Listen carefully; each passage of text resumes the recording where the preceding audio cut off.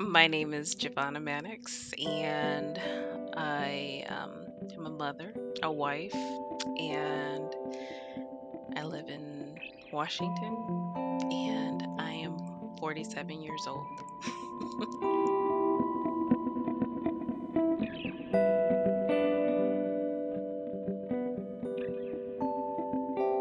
I am so excited to bring Jevona Maniex into the conversation. Thank you so much for being willing to share your story for ADHD Awareness Month.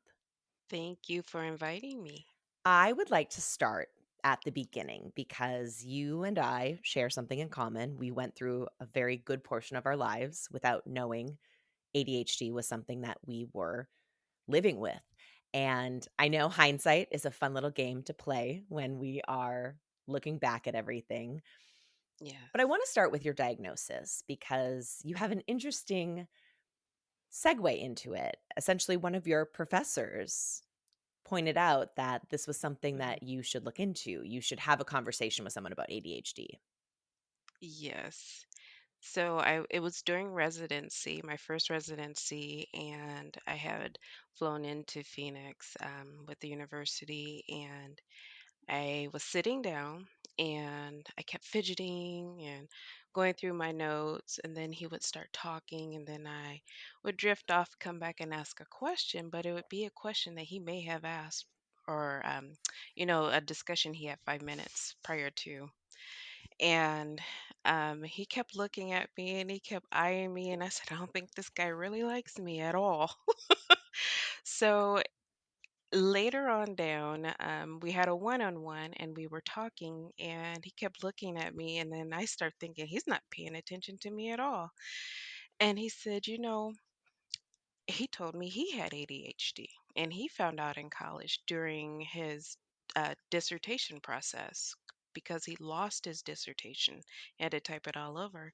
And he said, I'm not diagnosing you, but it might be a good idea to go get a diagnosis and talk to someone because you have some of the signs of ADHD. And I said, Me? No way. He said, Trust me, you need a diagnosis. So I went home and got online and looked it up. And started that process. How many people are in the Yes. room as you and this professor, he's speaking, and you're going about what you feel like is a completely normal routine and are unaware that it's something that someone would notice. And again, he has ADHD, so he's looking at you going like, "Oh, I know those signs." And I have that too, where I'll be out and I'm just like, "Oh, that's ADHD, whether you know it or not." Yes. But how many people are Yes. around you as this is happening? There in this class, our residency class had about 40 people in there. Okay. So, a decent Hmm. amount. It wasn't a one-on-one by any means, but No. oh my goodness, how like the stars aligning for you to be in that room and Yes. for that professor to not only see it, but for him to be comfortable Hmm. saying it to you because I imagine Yes. like I hope he was very confident going into it, but it could have been taken the wrong way. It could have been. It could have been disastrous. Well, kudos to him. I love when you hear about someone else stepping in and Yes. being kind of the catalyst because you Hmm. go back, we don't know what we don't know. It's like No. you're just going through this. Yeah. And it's normal life for me. So you Yeah. go home and you start looking into things. And I know that you went down the path of trying to figure out what was in your network for insurance, which is what most of us do, Hmm. especially with healthcare in this country. And what Hmm. roadblocks were you finding? The roadblocks that I found, I did find a provider.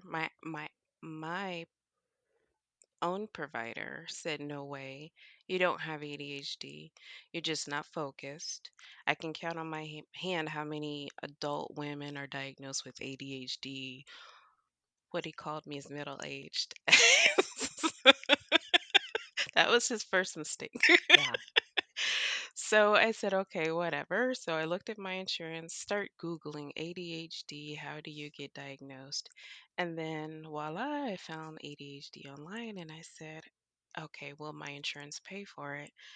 And it was like a hassle going through trying to figure that out. So I said, I'll just pay up front because I found out that your insurance can be reimbursed. So that's how I did it and just paid up front. And what was the assessment like for you? Because you had been told to look into this. And so there was, I Mhm, don't want to say excitement, but interest. You were going through the mhm. process, you were putting in the work. You wanted to see if this was something that you were actually dealing with. And then you sit down and there's a lot of questions and it's Yes. very in depth and it's very personal. And I think sometimes for people with ADHD, there's so much shame attached to it because Mhm, we know our shortcomings. And I use that in quotes because it's mhm, just stuff we haven't learned. It's like mhm. just hasn't been there. So you sit down with this assessment and what were those feelings like? Um, at first, the first thought in my mind was I am wasting money right now because there's no way I've gone through 40 plus years and not diagnosed, so but I'll do it anyway. And the emotions that I felt were, you're kidding, get real. You do not have ADHD. Why are you wasting money? And then when I started the process, I was like, geez, this test is taking a long time. I would get up, walk away, come up, and I was like, maybe I do have it.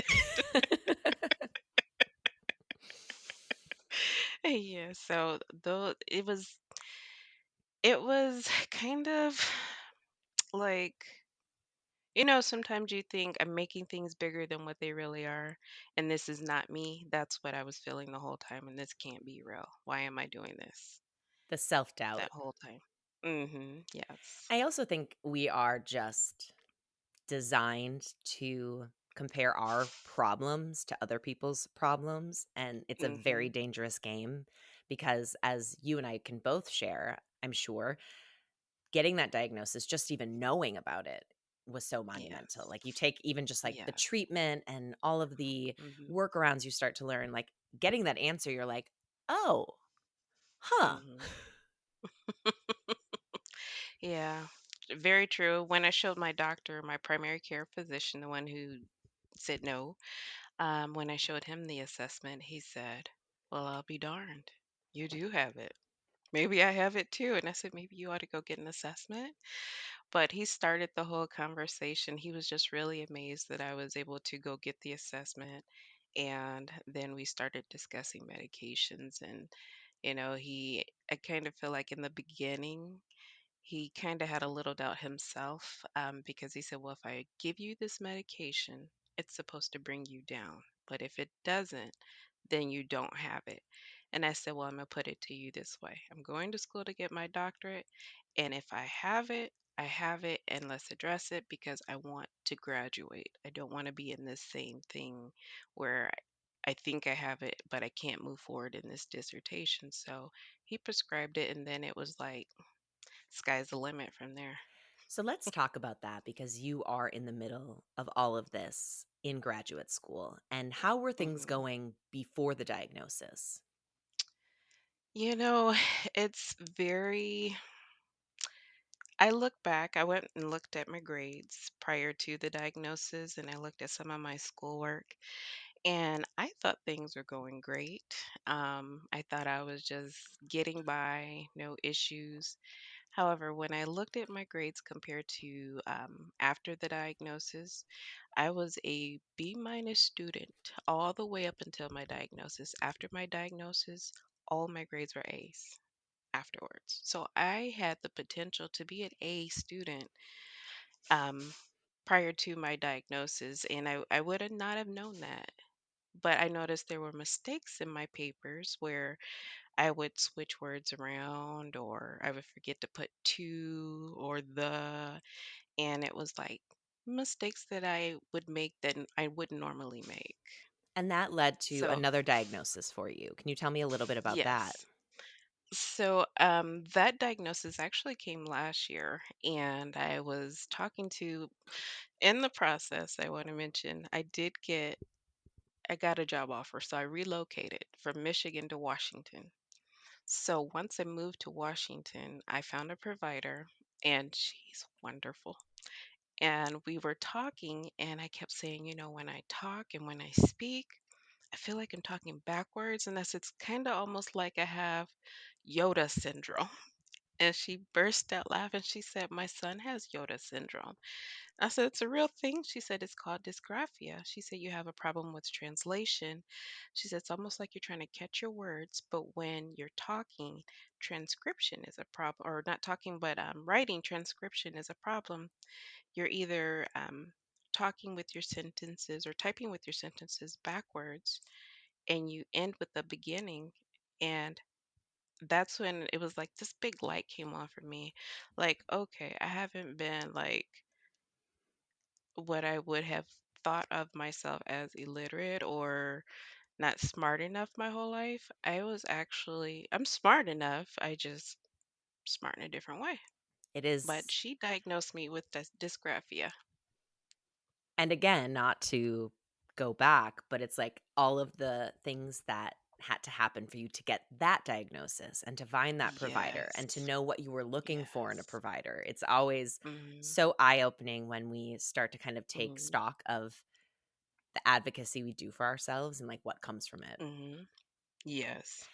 So, I'm curious, you make this move and you find a provider that you are very excited to work with, and I'm so happy that Mm-hmm. you have that great connection because I know what that is like and it Yes. makes the world of Mm-hmm. difference. Yes.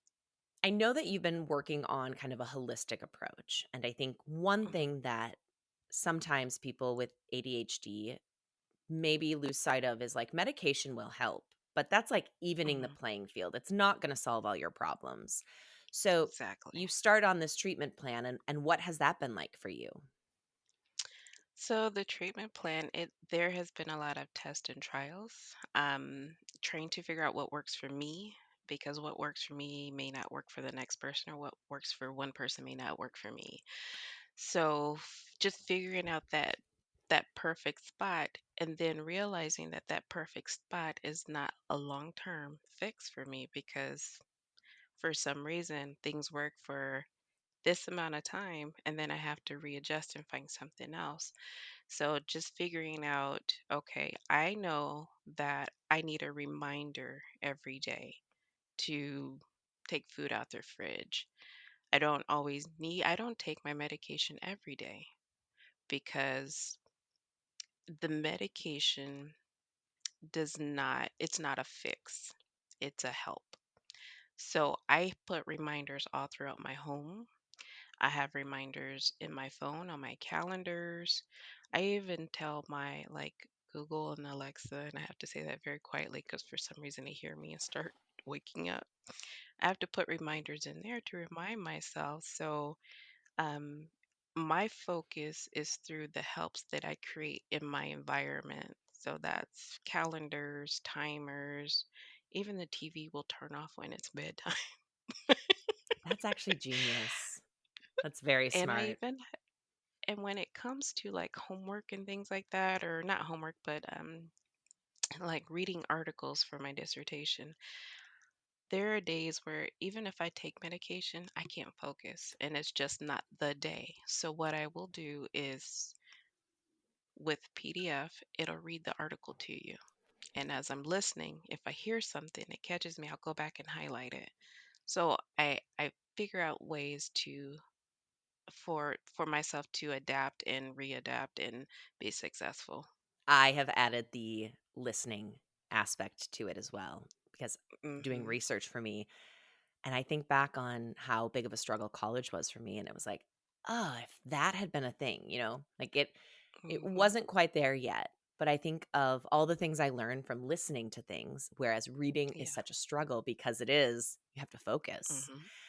Yeah. It's so amazing that you have been able to add these workarounds in, and obviously, you had so much success prior to your diagnosis, but I'm Mhm. wondering if we can go back to that, like, pre-time, the time before you knew what was going on.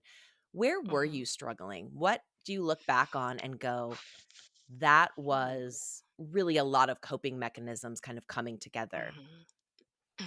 I would say I struggled in every area of my life, whether it was work, my marriage, raising children, keeping up my home, even driving. And those are all the areas that I struggled with when it either came to keeping up with um, appointments or projects at work.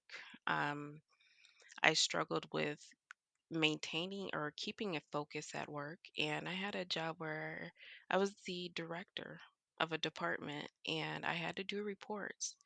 And the reports would be late often. And that reflected in my performance. And for some reason, I just could not get those reports out in time because they were so daunting, so daunting.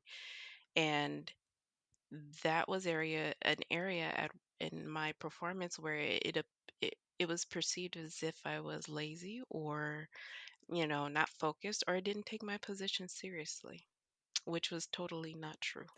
I loved my job. I can totally relate the daunting fear, and then you Hmm.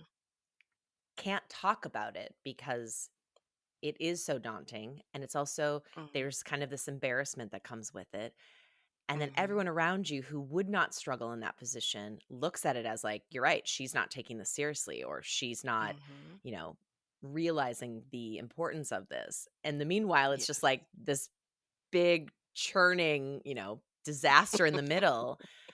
Yes. But I think so many people can relate to that idea of things being just so Hmm. daunting. So you're in this role, things are overwhelming. Does anything else stand out from that time as something you look back and you're like, that is definitely connected to my ADHD? Mm, I would say with the work, and it was always a struggle for me. And thank God that I have a husband, but with the children, I just could not sit down and say, we're going to go from A to Z and we're going to have a discussion, and I need for you to pay attention. But I couldn't pay attention. I need for you to pay attention and I need for you to get this right because it's important. And I could not do that with the children. So for some reason, my husband could do that. He could sit down and go from A to Z and explain everything. And sometimes I'm like, I just can't do that. Just there's no way I can sit down for a half an hour and just talk to them. But he could. And my oldest daughter thought that, she did not know that I also had ADHD. So she thought that mom just doesn't want to be bothered. Or she even came one day and she said, Mom, do you not like me? Oh, And I said, Why would you say that? And she said, Because you never sit down and talk to me like dad does. And I said, I love you more than he does. I gave birth to you. And so I had to explain to her, I said, sometimes my mind gets like fuzzy and it's hard for me to sit down and have discussions. And I said, sometimes we have to like get out the house and talk. And so she finally got it. She also laughed when we found out my diagnosis and she goes, That explains the world to me. And she was like, Now I get mom. But with my children, it was a task, even with my son who has ADHD also. So it was a task. and I'm curious, the diagnosis for your son, was that something that stemmed from your own diagnosis or was he diagnosed prior? He was diagnosed um, back in 2005. Okay. So, yeah. And I fought for his diagnosis. Did not know I had one myself, but I fought the school system and to get him to a point where he could be successful and have a plan in school, the IEP. That's incredible. And it's kind of like it was Hmm. the setup for your own journey, your own, Yes. advocacy for yourself. Hmm. That's amazing. So, Yes. I would like to know post-diagnosis where you are Hmm. thriving. Where I am thriving. Um, I want to say since my diagnosis, I have a new lease on life, so I feel like I am thriving everywhere. Um, there was a small point in time where I cried because I had a diagnosis, didn't know I had a diagnosis, couldn't understand how I didn't recognize it, no one else recognized it, and I was like kind of sad because there was so much potential for me early on. So finally, I do have a therapist, And she said, "Don't worry about the past, focus on the future and the here and now because you can't change the past." That was a light for me. So I am thriving in every area of my life, and I am living with no apologies to anyone. And I let them know that, this is me, this is who I am, and this is what makes me me. And so at home, I thrive. With my husband, we laugh. And sometimes I say, that could be the ADHD, or it could be you. So sometimes I'll say we won't discuss because if it ends up being you, then But I am thriving at work. I stepped up and said, I need an accommodation. I have ADHD and I have dysgraphia. I need an accommodation to be successful. Um, so I'm thriving on the job. I am thriving in my home. I've learned new skills when it comes to how do I get myself refocused. I've picked up hobbies to, I want to say, put myself in a mind frame where I can focus and be happy. And I've accepted myself. I accepted my diagnosis, and I know that I am not perfect, but I am who I am, and the things that I do, they look perfect to me. So I would say I'm thriving in every area of my life now. I wish I could hug you through the screen because it is just such a lovely thing to hear, and Hmm. your confidence and your positivity and Hmm. kind of your no nonsense. It is very Hmm. refreshing, and I think it's Hmm. so hard for us to get out of our own way and accept who we are and accept that we Yes. didn't ask for this. This is Hmm. just how we were made, and we're doing Hmm. the best we can. And I kind of sometimes think of like all the things that people really love about me, and then all the things that Hmm. they really don't like about me that really bother them. And it's like you don't get to pick. It's a No, whole it's package. all of me. Yes. So what has led to that new lease? I know you get this diagnosis and I know you feel like everything is Hmm. possible. And I feel that. And I feel like sometimes I have a Hmm. hard time putting it into words. So, Yeah. how did you get to this point? To be honest, I got to this point, when I got my diagnosis in was it 2020? Yeah, 2020, the end of 2020. COVID happened. So during lockdown, I focused on me. I read more about ADHD. I picked up hobbies and I read a lot about, um, you know, not self help, but what is ADHD? What does ADHD look like in children? What does it look like in women? And learning that a lot of women are being diagnosed late in life is, I don't want to say refreshing, but it makes sense. They're being diagnosed late in life, and why are we being diagnosed late in life? So I read a lot about that, and it helped me accept me and teach others to accept me when they didn't understand. So those hobbies I picked up were cooking, painting. I taught myself to paint, cooking, painting, and refurbishing furniture. Okay. Those We are all ADHD skills. I it's probably a good thing we don't live close to one another because I haven't taken up painting yet. It could very well be down the pipeline because Hmm. I joke I'm a collector of hobbies. I love hobbies, but I love Yeah. refinishing furniture, and Oh my goodness. there's just something about I don't even know what the process is, but maybe it's something with the Hmm. ADHD brain of like giving something new Hmm. life that we are just so enthralled Yes. by. Yes. Yes. My husband will come home sometimes and say, "Uh-oh, what new project's going on now?" I had a similar situation, but it was trading in my car and my boyfriend being very happy that I would not have room to pick up furniture on the side of the road any longer. We're working on one thing in, one thing out. It's kind of my workaround. That's It hard. is very hard because the beginning's the best part. Well, the beginning and the Mhm. end, and then the Yes. middle ground is where we need to work on it. Mhm. So let's talk about Even if it work. takes 2 weeks to Oh, finish. yes. Yes.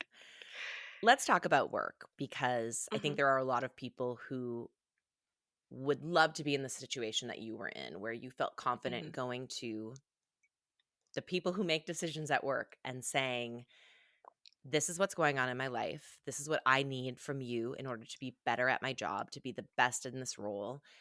And there's Yeah. fear of doing it. One, because the vulnerability that comes with putting something out there so personal into the workplace. I think Mhm. we've just kind of been told that, nope, what happens at home or what's happening in life doesn't come into work. Yeah. And that's obviously not the Mhm. case. But then there's a side of people worrying about a poor reaction. And so I'm curious if you could talk a little bit about how you Okay. worked up to the decision to go to work and then what the response was Mhm. like. Okay. So, in the beginning, um, it with this new job, um, my new boss, she said I was awkward. Um, Never talked to me, never met with me. It was 3 months before she actually met with me. And she made the comment that I came across as if I didn't know what I was doing and I lacked a sense of urgency. And I said, okay. My previous job, I could just say I have ADHD and didn't need an accommodation because everyone got me. But here it was a little different. So I went and I went to a different, leader, and I said I need an accommodation. I have ADHD and dysgraphia, and these comments that are made about me are not true, and they they're disheartening. And if you got to know me, you know that's totally not me. Sometimes you would probably say, slow your roll, sit down. So I went to my provider. She wrote up this beautiful thing of all the accommodations I may need and, how to have conversations with me, which was wonderful. And I started the process, but in the meantime, I had been assigned a new manager, which was a godsend. So this new manager was like, we're going to change any perceptions that was made about you. I am very happy that you're asking for accommodation because most people would be afraid to do this. And I said, well, actually, I was, but I said, I have to throw caution to the wind because this is my livelihood and I can't be successful being afraid anymore. So she said, don't worry about it. We'll start the process. And what do you need that I can do now? And so I said, I need I need a dictate program to dictate my notes.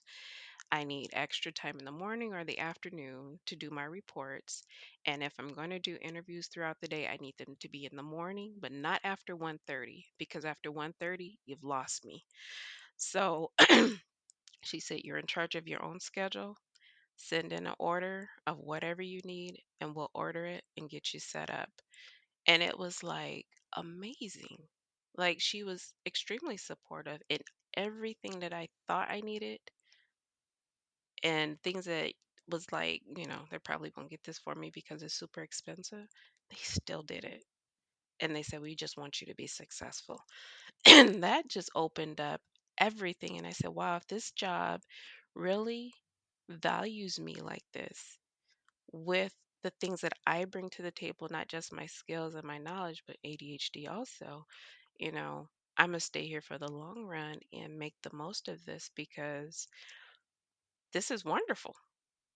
It's acceptance at the end of the day. That is really awesome to hear. And Hmm. I hope that people listening to this take your story and use it as inspiration. I think sometimes it's really scary to put something out there, but I've learned that Hmm. when we allow people to show up for us and to show us Hmm. grace and to show us acceptance and Hmm. to support us, Hmm. it's so much better to carry the load Hmm. together than it is to do it on your own. Yes. But I think we're Yes. so set up to just assume that the answer is going to Hmm. be what we don't want to hear. Right. And because that Right. does happen. I mean, there's a Hmm. reason why we It, are it that does way. happen. Yeah, it does happen. Case in point, it does happen, but there's always someone else out there who's either familiar with what's going on with you, or they have a heart and they want to see you succeed also. So let's talk about the future. Mm-hmm. You're very optimistic. You are very excited.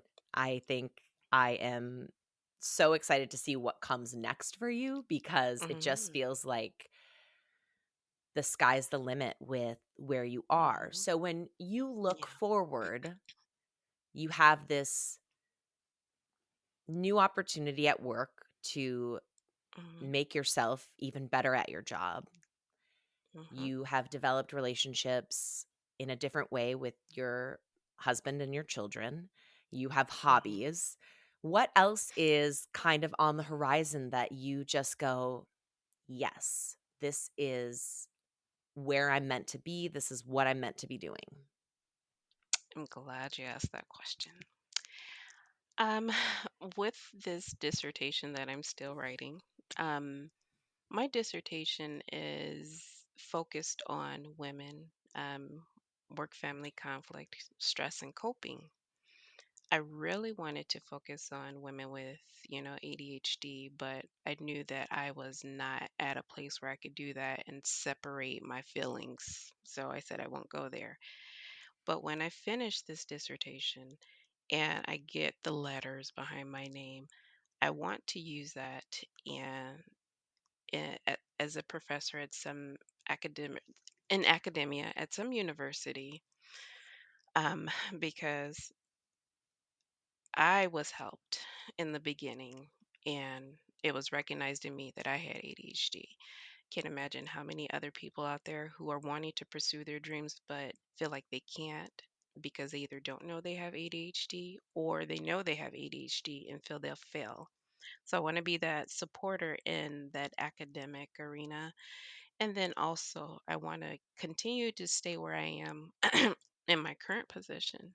I'm not looking for management positions or anything, but I want to be able to help others who I recognize have either dysgraphia or dyslexia or ADHD and help them be successful also.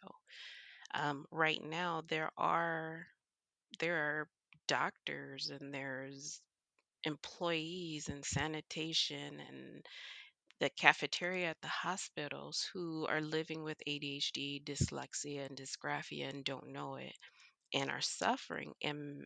And it's showing in their attendance at work. They're tardy or they're not showing up. Or it's showing whenever their boss is giving them instructions and they're talking to them and the person comes back and they haven't done everything or they haven't done it correctly and and someone needs to recognize that what we're doing is not helping them, it's not setting them up for success, and it's actually pushing them away and they're not successful. And I can't imagine how many doctors out there that have they've switched their specialty or they've changed jobs or they have not been the best that they could be because they have ADHD. And it's amazing that some doctors don't recognize they have ADHD.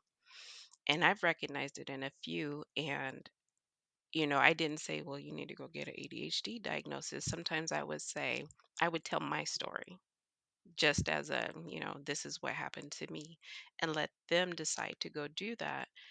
And like with the other employees who say, sometimes, I'm hearing, but for some reason I'm just not getting it. It's like someone's talking at me. They're not talking to me or with me. So there are times where I can take the manager and say, have a discussion with the person or, ask the person, do you understand? Or do you need help? And let them come back, leave that door open for them to come back and say, I heard you say this. Do I also need to do this? Give them that room to be comfortable to come back and say, I heard you, but I didn't get it. Because they're not stupid. It didn't register or it flew out the door somewhere. So, Well, it's true though. And I think we look back at all of our education, there was one way to learn hmm everything. And I think we know yeah, very clearly now that that does not work for everyone. And there just were not the resources or the Mhm. acknowledgement that there were going to be people in each class who learned differently. And so this like one Mhm. size fits all education plan. And I love what you said about going to the managers and just saying, "Hey, you might want to approach it this way," or you might want to ask like Mhm. what works for them. I have found it so helpful when someone I'm working with who is in a management leadership role, who's overseeing something I'm Mhm. working on, asks me how I want to be communicated with or what I need. Perfect. Even when hiring like a Mhm. virtual assistant, the first day, Sarah, who's done a crazy amount of amazing work on this project, she was like, "How is the best way to communicate with you?" Or "How would you like me to reach out to you?" Or Mhm. "What do you need in order to be successful?" And I was like, "I don't know that I've ever thought about that." But we're all different, you know? What works Mhm. for some people isn't going to work for Yeah. everyone. But until Mhm. we say it out loud, nothing's going to change. Right. Exactly. That is a very good point that I even use at home. And I have grandchildren, I have a grandson with ADHD also, and I have to remind my son what worked for you may not work for him. And what did not work for you may work for him. And I said, you have to remember who you are, who he is, and communicate. And I also remind my children, you're the manager of your child. You manage a child. So think, how would you want your manager to communicate with you? And for my son, it clicked. And his son is like, it's like they have a great relationship. Same way with home, same way with work. And the biggest thing about it is it takes a village, of course, but communication is key in everything. And communication, and it's funny that I'm saying this, communication and being open with the person you're communicating with, it makes them feel like they have a space where they can be themselves. Because if, let's say, I have this relationship with a person I'm working with and I never talk to them and I just bark orders at them, they that relationship, it will never form, or it will quickly deteriorate and I will lose an employee. But if I keep communication open and I continue to say, what support do you need from me? Is there anything that you need help with? Or is there anything that you don't understand? Continue to communicate and have those conversations back and forth with the employees. Even employees without ADHD, I think, would be successful with that, because we are people that we talk, and it's I just I can't place a value on open and transparent communication, that it's invaluable. We have to constantly do that with everyone. Everyone. I want to wrap this up by asking you, Okay. when you think about ADHD, and I'm sure these are actually some of the messages you've shared, what Mhm. are the things that stand out to you that you wish, and I'm going to say like the general population, knew or understood about ADHD? And this kind of goes to breaking down the old stereotypes. And you mentioned Mhm. your doctor. Ugh, you're a middle-aged, how dare he? A middle-aged woman. There's no way you have ADHD. And obviously, we very much know that that is Mhm. not the case. And so I just, these Yes. outdated old stereotypes. When you Mhm. think of what you've learned about yourself and your ADHD, what is that like one you're just working to break down? Not everyone with ADHD is hyper. Not everyone with ADHD is uneducated. And one thing that I wish, if I could change the world with this stereotype, that it's a learning disability. When we hear the word learning disability, we think you're disabled, or we hear ourselves being not good enough or not capable of doing things. And it's more of an ability. And to set a person with ADHD aside and say that we cannot be successful or we can't do certain things, it breaks us down, it tears us apart, and it puts a label on us. Because if we look at it, if you have a student who's not good in one subject but great in others, we don't say you have a disability. We say you have abilities in other areas. We do too. And it may be multiple areas, just not the areas you you may want us to have. But we have to get rid of that. We are very unique. We are very educated. We thrive wherever we go and we make things work. We figure things out. Even in our quiet times, we're focused on how do we make things better.